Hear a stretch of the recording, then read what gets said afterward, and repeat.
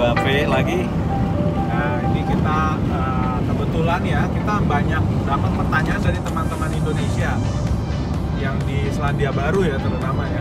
Dan memang banyak sekali pertanyaan yang belum terjawab gitu ya.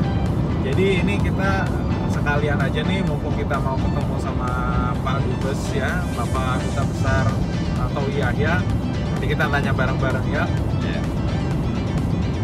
Nah, saat ini kita berada di kafe, kebetulan ada Pak Tantowi dan ini kita punya kesempatan untuk bertanya-tanya. Kalau saya menilai chance-nya kecil ya. Karena apa? Karena mengakui duit kewarganegaraan itu berlawanan dengan tekad pemuda yang dicetuskan lewat Sumpah Pemuda. Di situ kan tekadnya ada 3, bertanah air satu, tanah air Indonesia, berbangsa satu, bangsa Indonesia, berbahasa satu, bahasa Indonesia. Ya bagaimana caranya ada orang Indonesia yang tanah airnya 2? Dilihat dari perspektif ini saja, saya melihat chance-nya kecil. Kemudian yang kedua, sebagai mantan anggota DPR RI, saya tahu betul suasana kebatinan di DPR RI itu, sebagian besar itu menolak ide itu. Jadi kalaupun misalnya ya, dari pemerintahnya oke, tapi ketika dibahas di DPR, dari pengalaman saya sebagai anggota DPR, suasana penolakan itu tinggi. Ya, jalan keluar yang ditawarkan oleh pemerintah adalah pemberdayaan kepada para diaspora Indonesia di luar negeri.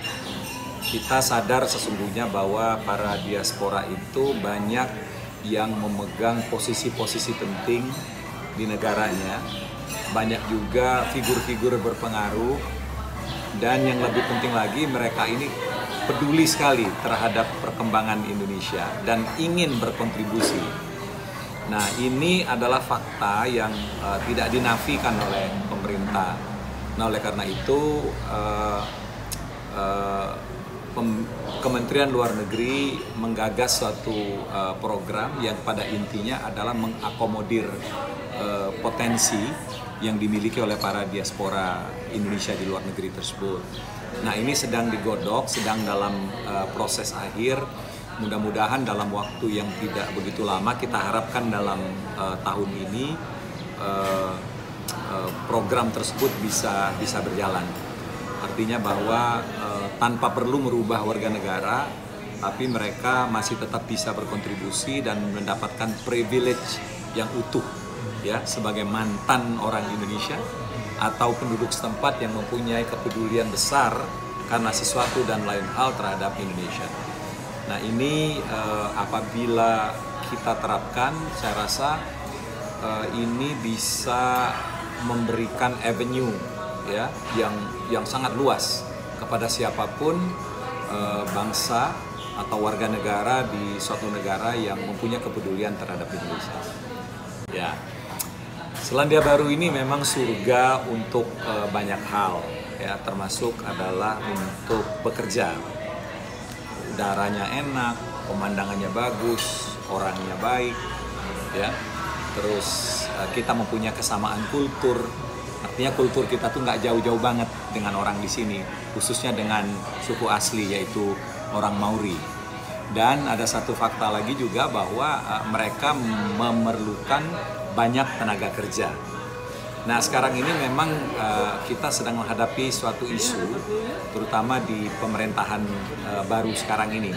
Jadi koalisi Partai Buruh, Partai Hijau, dan New Zealand First.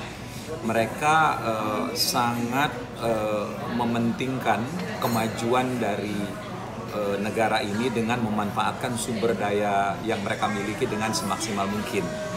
Nah, namun demikian tetap ada celah bagi profesi-profesi tertentu, khususnya profesi yang lagi dibutuhkan oleh Selandia Baru.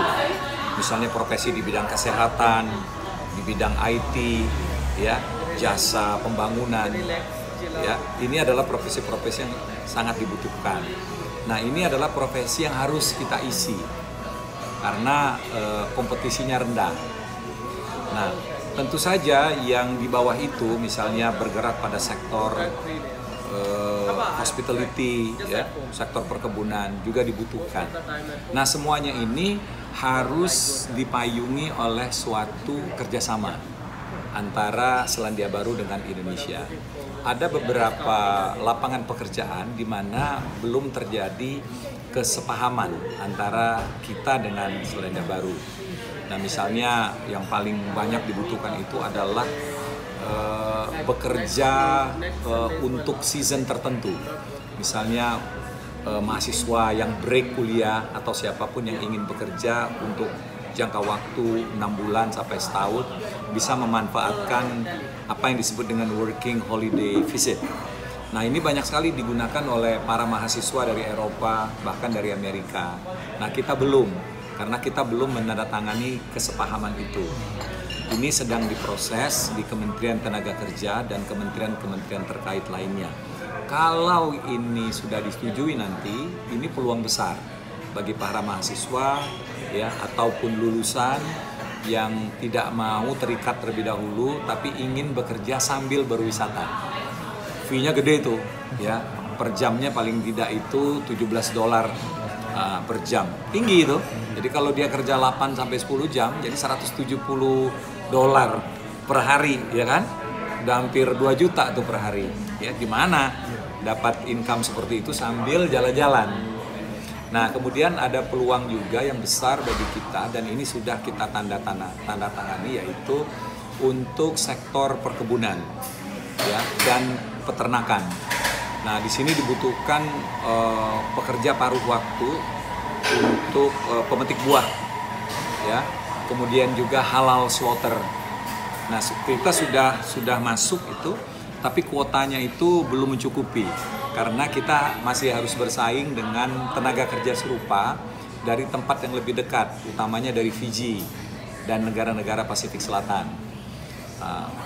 Terutama untuk halal slaughters ya, karena banyak juga orang Fiji itu yang Muslim yang mempunyai kedekatan secara khusus dengan Selandia Baru.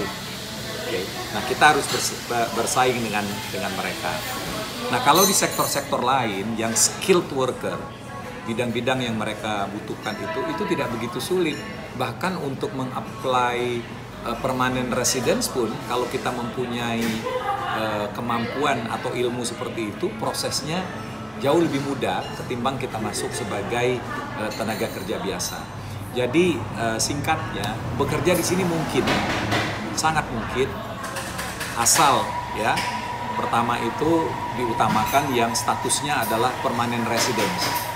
Kalau dia bukan permanent residence, maka kita mempunyai kualifikasi yang lagi dibutuhkan di sini. Atau ketiga, kita bekerja pada sektor-sektor yang sudah dipayungi kerjasama antara kedua negara.